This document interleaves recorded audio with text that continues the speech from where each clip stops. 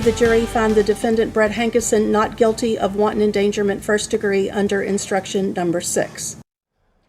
A jury finds former LMPD detective Brett Hankison not guilty on 3 charges of wanton endangerment. And he's the only officer to face charges following the 2020 shooting death of Breonna Taylor. Hankison was accused of blindly firing into a neighboring apartment, putting the lives of 3 people in danger.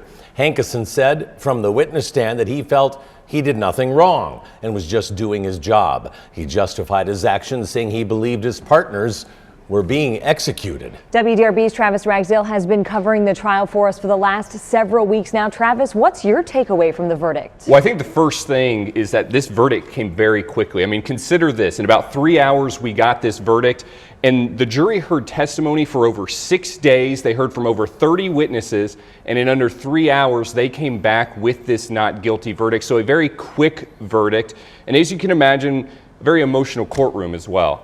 So what was the reaction like there in the courtroom, Travis? Hankison visibly was shaking as he was crying as the verdict was being read. Breonna Taylor's family was in the courtroom as well. As soon as the not guilty verdicts were read, they immediately left the courtroom. They did not want to speak to reporters afterward, but we did receive a statement from their family attorney immediately after the verdict was released saying, quote, "The jury just told the world that officers can shoot blindly through doors and windows without it being criminal. Their verdict today means that even if Hankison would have killed all 3 people in apartment 3, it would not have been a crime," end quote.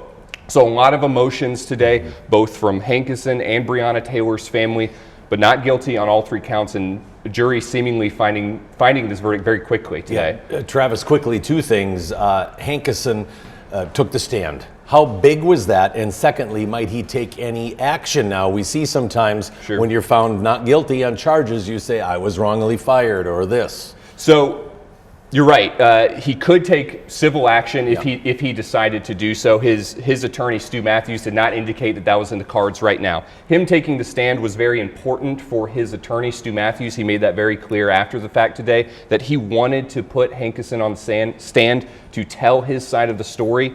And Hankison did that yesterday for about 4 hours. He told his story, and really it's a story that he has stuck with this entire time in the past 2 years, that he saw a figure at the end of Breonna Taylor's apartment shooting a gun, and that's what he was shooting at. And Travis, he was emotional yesterday on the stand. You told us that yesterday in your reporting. You can see the jury. You're in the courtroom. What was their reaction when he was testifying? Jury was deadpan throughout this process, probably as they should be. I will tell you that at some points earlier in this trial, the jury was losing concentration.